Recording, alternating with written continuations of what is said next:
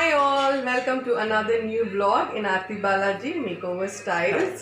So இன்னைக்கு vlogல வந்து beetroot chicken. So chickenனாலே எனக்கு ரொம்ப பிடிக்கும். beetrootலாம் கொஞ்சம் கஷ்டம் தான் சாப்பிடுறது. அதனால எங்க அம்மா ரெண்டுத்தையும் மிக்ஸ் பண்ணி இங்க கொடுப்பாங்க. So ஆல்ரெடி என்னோட தம் பிரியாணி vlogல வந்து இந்த beetroot chicken பத்தி நான் போட்டிருக்கேன். காமிச்சிருக்கோம். So அந்த ரெசிபி தான். So தம் பிரியாணி vlog நீங்க பார்க்கல அப்படினா நான் டிஸ்கிரிப்ஷன்ல கொடுக்கேன். நீங்க பார்க்கலாம். So let's get into the video. First வந்து கடாய் வந்து ஹாட் ஆனதுக்கப்புறம் எண்ணெய் விட்டுக்கோங்க. ஸோ என்ன மாதிரி ஆயில், குக்கிங் ஆயில் வேணாலும் நீங்கள் யூஸ் பண்ணிக்கலாம். பட் நான் யூஸ் பண்ணுறது வந்து குக்கிங் ஆயில் தான் யூஸ் பண்ணாங்க அம்மா அன்றைக்கி. உங்களுக்கு ஒரு ஃப்ளேவர் சேஞ்ச் வேணும் அப்படின்னா கோகோனட் ஆயில் ஆட் பண்ணிக்கலாம். ஸோ நல்லா வந்து எண்ணெய் வந்து சூடானதுக்கப்புறம் 2 குட்டி வெங்காயம் வந்து ஆட் பண்ணிக்கோங்க. ஸோ அது வந்து கொஞ்சம் நல்லா ப்ரௌன் ஆகணும். ஸோ நல்லா வந்து அது ப்ரௌன் ஆகணும்னு சொல்லிகிட்ருக்காங்க அம்மா. ஸோ இப்போ அரைக்கிறதுக்கு தேங்காய், ஒரு வெங்காயம், ஒரு தக்காளி, கொஞ்சம் கருவேப்பிலை. அம்மா வந்து எப்போ அரைச்சாலும் கொஞ்சம் கருவேப்பிலையும் சேர்த்து அரைச்சிருவாங்க, ஏன்னா நம்ம அதை தூக்கி போட்டுடுறோம் அப்படின்றதுனால. ஸோ சைமல்டேனியஸ்லி வந்து இந்த ஆனியன் வந்து நல்லா கொஞ்சம் ப்ரௌன் ஆகிடும்.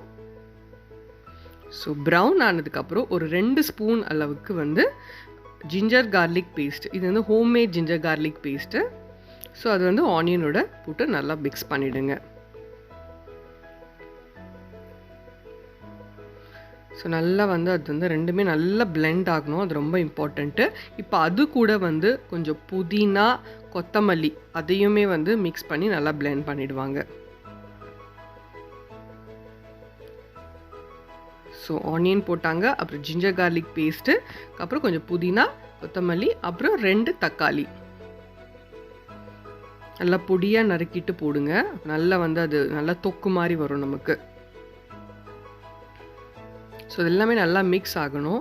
ஸோ மிக்ஸ் ஆகும்போது இந்த மாதிரி வரும். இந்த ஸ்டேஜில் வந்து சிக்கன் வந்து ஒரு 1/2 kg அளவுக்கு ஆட் பண்ணிடுறாங்க அதில்.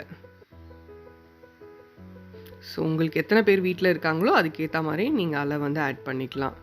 ஸோ தக்காளி, வெங்காயம் வந்து கூட குறைய நம்ம ஆட் பண்ணிக்கலாம். ஸோ நம்மளுடைய டிஷ்ஷோட ஹீரோ வந்து பீட்ரூட் தான். ஸோ பீட்ரூட் வந்து ஒரு ஃபுல் பீட்ரூட் வந்து நல்லா பொடியாக கட் பண்ணிவிட்டு, துருவ வேணாம், துருவினிங்கன்னா அந்த டேஸ்ட் வராது. பட் இந்த மாதிரி குட்டி குட்டியாக பீஸஸாக கட் பண்ணி ஆட் பண்ணிக்கோங்க. ஸோ இது எல்லாத்தையும் நல்லா மிக்ஸ் பண்ணணும்.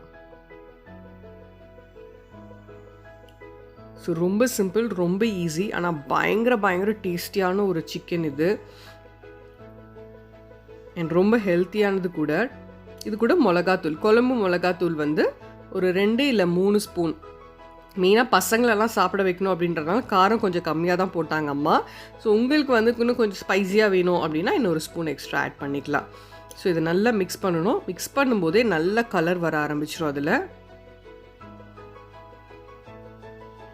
ஸோ அந்த கலர் வரது நம்ம பார்க்கலாம், அந்த பீட்ரூட்டுடைய கலர் வரும்.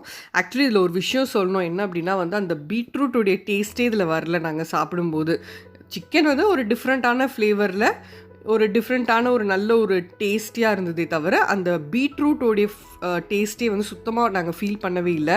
ஸோ அதனால தான் இந்த ரெசிபி நான் போடணும் அப்படின்னு வந்து கண்டிப்பாக அப்லோட் பண்ணணும் அப்படின்னு சொல்லி சொன்னது. இதில் வந்து அரைச்சி வச்சோம் இல்லையா, அந்த வெங்காயம், தக்காளி, அதுக்கப்புறம் வந்து கருவேப்பிலை, தேங்காய், இது 3 அரைச்சி வச்சுருந்தோம். இது எல்லாத்தையும் வந்து அது கூட மிக்ஸ் பண்ணிவிடுங்க. அவ்வளோதான், ரொம்ப சிம்பிள். இவ்வளோ தான் இந்த டிஷ்ஷே. இதை வந்து நல்லா வந்து நம்ம வந்து சார்ட் அவுட் பண்ணிவிட்டு நல்லா வந்து கிளறி விட்டோம் அப்படின்னா இந்த சிக்கனே வந்து தண்ணி விடும். ஸோ தண்ணி எதுவும் நீங்கள் ஆட் பண்ண தேவையில்லை. ஸோ பார்த்தீங்கன்னா தெரியும், சிக்கன் வந்து நல்லா வந்து ஒரு 5-10 மினிட்ஸில் பார்த்தீங்கன்னா நல்லா தண்ணி விட்டுரும். இந்த அளவுக்கு வந்துடும் நமக்கு.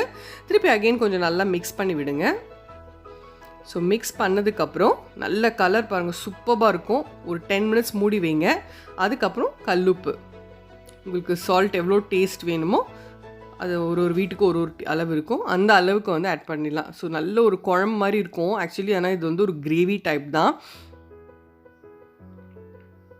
இது வந்து நம்ம சப்பாத்தி, தோசை இந்த மாதிரியான ஒரு ஐட்டத்துக்கும் நம்ம வச்சுக்கலாம். அண்ட் பிரியாணிக்கு சூப்பராக இருந்தது.